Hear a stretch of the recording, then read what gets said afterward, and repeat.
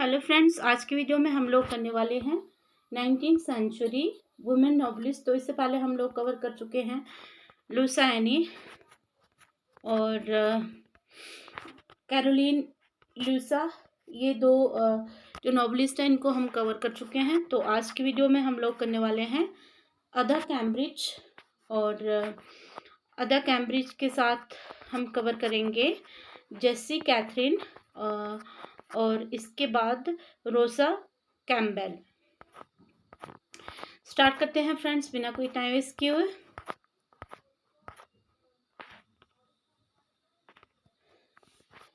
तो अदा कैम्ब्रिज की बात करें तो इनका बॉर्न हुआ था 1844 और इनकी डेथ हुई थी 1926।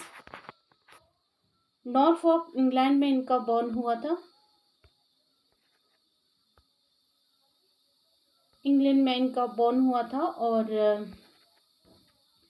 ये इनकी शादी हुई थी जॉर्ज फ्रेडरिक क्रॉस से। 1870 में अदा और उनके हस्बैंड जो है वो मेलबर्न चले जाते हैं, क्योंकि ये पास्टोरलिस्ट एक कपल था। इसकी वजह से ये एक जगह से दूसरी जगह घूमते रहते थे, और जो भी अदा को जो भी एक्सपीरियंस मिला इन ट्रैवल से, या जो भी जिधर भी वो जाती थी, तो इस एक्सपीरियंस को उन्होंने अपने वर्क 30 Years इन ऑस्ट्रेलिया, जो कि 1903 का वर्क है, तो उसमें इन्होंने लिखा है।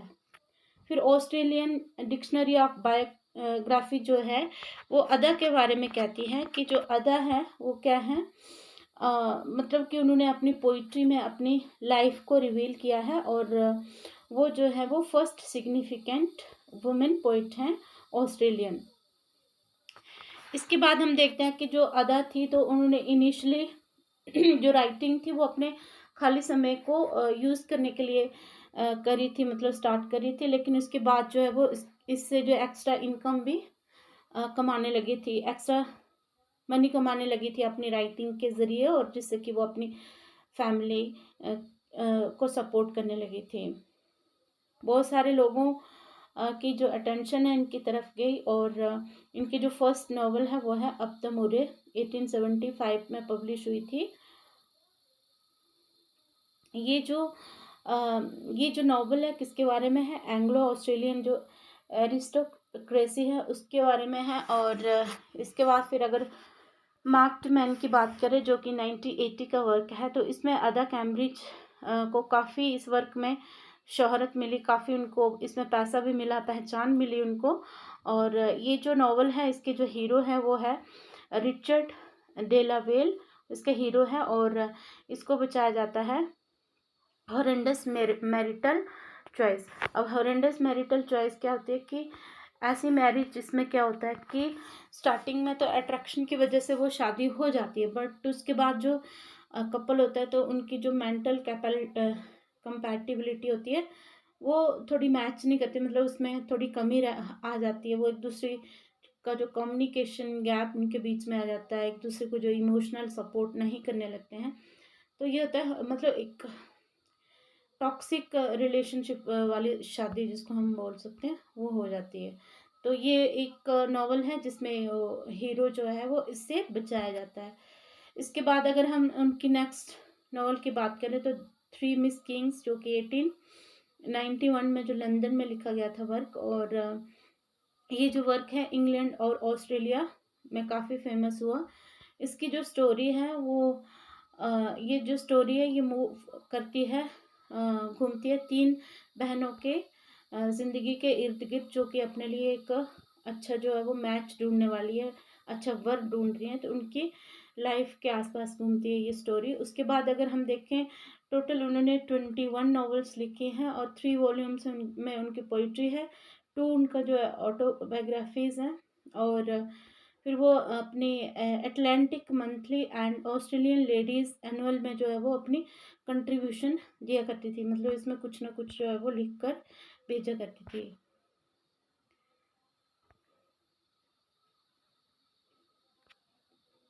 उसके बाद देखते हैं कि जो अदा कैम्ब्रिज थी वो अपने हस्बैंड के साथ जो है वो ऑस्ट्रेलिया छोड़ देती है और इंग्लैंड में आ जाती है 1912 में।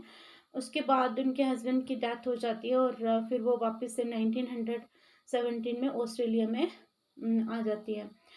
और फिर वो मेलबर्न में रहती हैं और उनकी फाइनली डेथ हो जाती है एल्स्टन विक में 19 जुलाई 1926 में। अब जो क्रिटिक्स हैं उन्होंने इस बात को नोटिस किया कि जो अदा कैम्ब्रिज हैं और जेन ऑस्टिन से इनके वर्क में काफ़ी सिमिलैरिटीज़ हैं। तो दोनों जो हैं यहाँ पे लिखा जाता है कि both confined themselves to the analysis of social strata which they knew and for this limitation they have both been condemned। तो ये जो क्रिटिक हैं डेल स्पेंडर लिखते हैं उनके बारे में। तो ये था अदा कैम्ब्रिज के बारे में। उसके बाद फिर हम लोग देखते हैं जेसी कैथरीन। तो फ्रेंड्स देखते हैं जेसी कैथरीन कौन है। एक नोबलिस्ट है, शॉर्ट स्टोरी राइटर हैं और जेसी जो है वो लिखा करती थी अपने तास्मा नाम से, जो है वो अपनी राइटिंग्स किया करती थी। तो सीडोनिम क्या होता है, जो हम पेन नेम यूज़ करते हैं, मतलब एक्चुअल में हमारा नाम कुछ और है लेकिन अपनी जो हम भी राइटिंग जो भी करते हैं, जैसे नॉवल लिखते हैं, शॉर्ट स्टोरी लिखेंगे या फिर पोएम लिखेंगे, तो उसमें हम क्या करते हैं, कोई और नाम अपना जो हमारा नहीं है बल्कि हम अपने आप को कुछ और नाम दे देते हैं उस राइटिंग में। तो वो सीडोनिम से लिखा करती थी, तास्मा से। उनके पिताजी डच थे, उनकी माताजी एंग्लो फ्रेंच थी और जो जेसी है वो अपने परिवार के साथ हॉवर्ड टाउन में चली जाती हैं। यहाँ पे उनका जो परिवार है वो अच्छा बिजनेस के लिए वहाँ पे चला जाता है। फिर उनके पिता से उनको बहुत अच्छी बुक्स मिलती हैं और अपनी माँ से जो भी उनको शिक्षा दीक्षा मिलती है, जो भी इंटेलेक्ट उनको मिलता है, तो ये बहुत ही बड़ा रोल प्ले करता है उनके लिटरेरी करियर को आगे ले जाने में। जस्सी की शादी हो जाती है चार्ल्स फॉर फ्रेजर से 1857 में, लेकिन उनकी जो मैरिज है वो भी मतलब परेशानी का कारण ही बनती है और वो क्या करते हैं, जस्सी जो है वो इंग्लैंड छोड़ देती हैं और उसके बाद वो अपनी मदर के साथ रहने लगती हैं और मतलब इंग्लैंड में चली जाती हैं और वहाँ अपनी मदर के साथ वो रहने लगती हैं। 3 साल वो इंग्लैंड में अपनी मदर के साथ रहती है, फिर वो वापस से वो ऑस्ट्रेलिया आ जाती हैं अपना डाइवोर्स फाइल करने के लिए।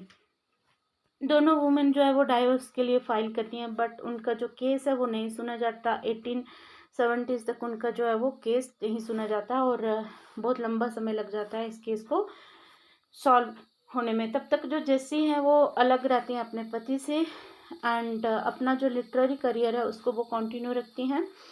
और फिर वो अपने इसमें बताया गया कि वो अपना पेन नेम अडॉप्ट करती हैं। क्यों अडॉप्ट करती हैं तास्मा, क्योंकि वो जिस देश में वो रहा करती थी तास्मानिया, उसको वो सम्मान देने के लिए तास्मानिया के नाम पे ही उन्होंने तास्मा नाम अपना जो है वो राइटिंग में रखा था। और अगर हम बात करें तो जो रीडर थे या फिर क्रिटिक्स थे उनको एक एक्सीलेंट राइटर मानते थे। उन्होंने अपने आर्टिकल्स, शॉर्ट स्टोरीज जो है वो मैगजीन्स और जर्नल्स में भी दिए।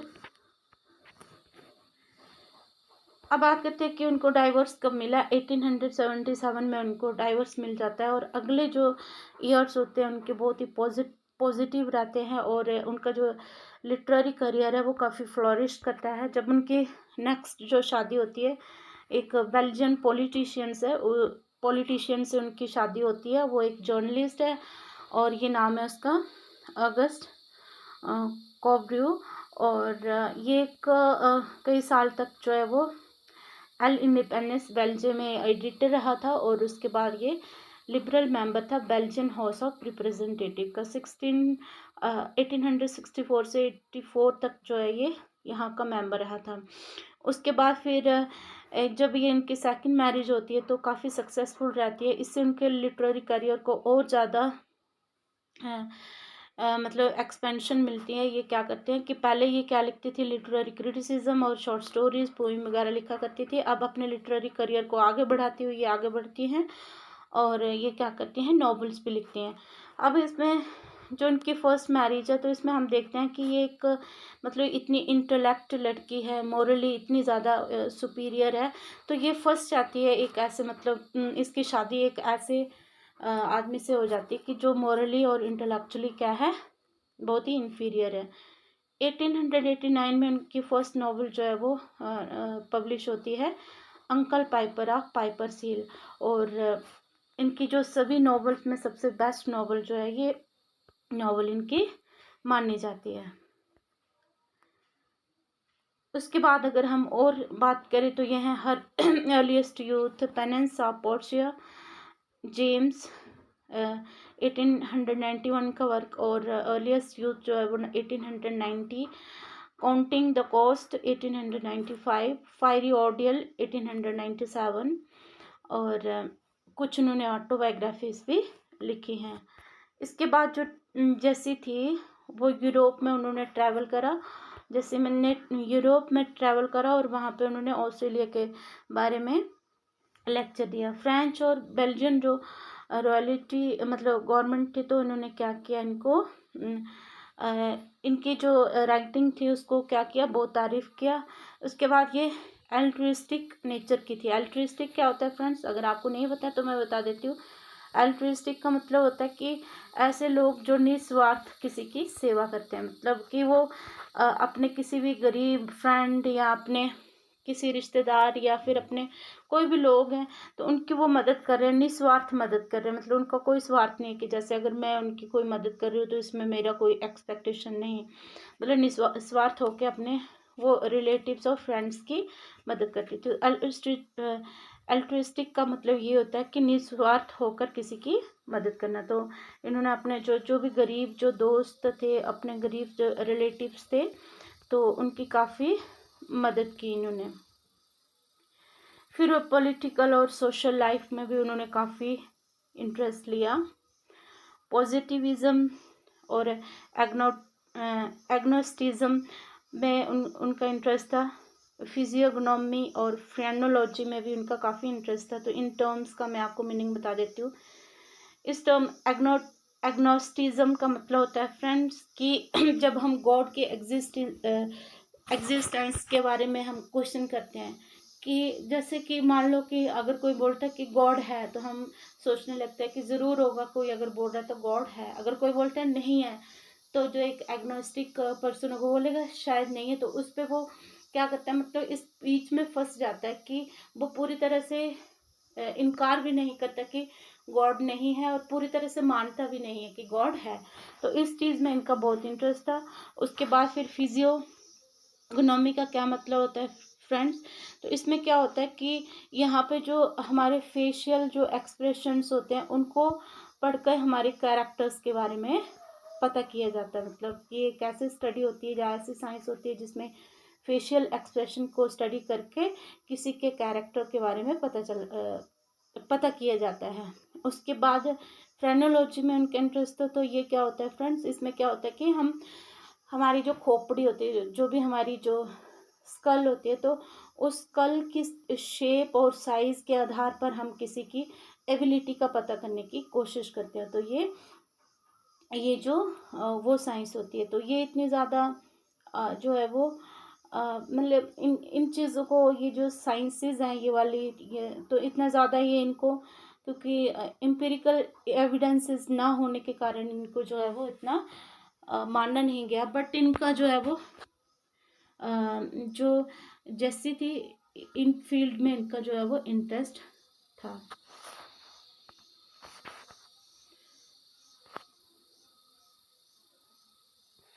फिर उसके बाद हम देखें तो उनकी डेथ हो जाती है, ब्रुसेल्स में जाके उनकी डेथ हो जाती है 23 अक्टूबर 1897 में।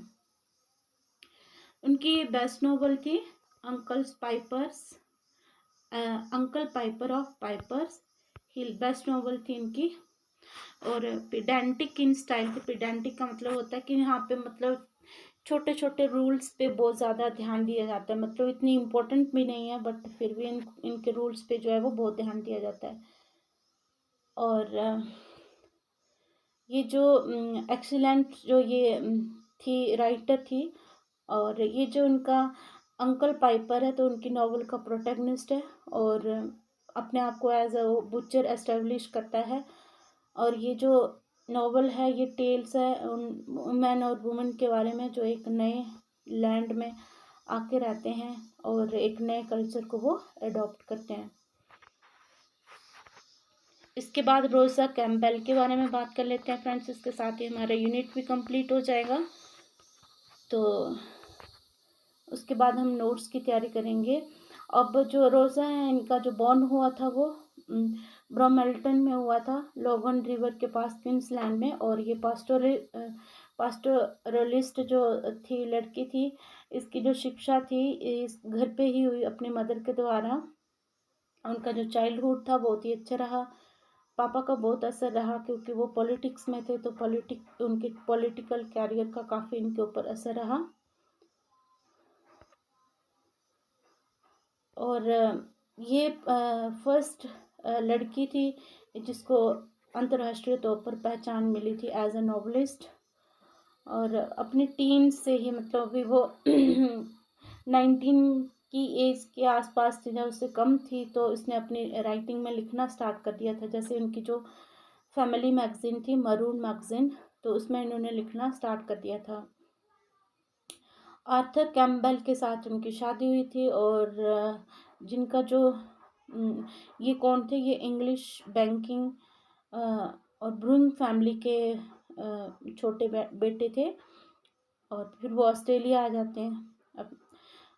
अपनी मैरिज के बाद जो है वो 2 साल कैटल स्टेशन पे गुजारते हैं, मोंटे क्रिस्टो में, कर्टिस आइलैंड पर, जो कि नियर ग्लैडस्टोन है। और ये जो 2 साल होते हैं, जो मुश्किल से इन्होंने, बहुत ही मिजरेबल ईयर्स इनके रहे होते हैं, तो ये इन सालों का बहुत ही रोल रहा है उनकी रोज़ा की राइटिंग में।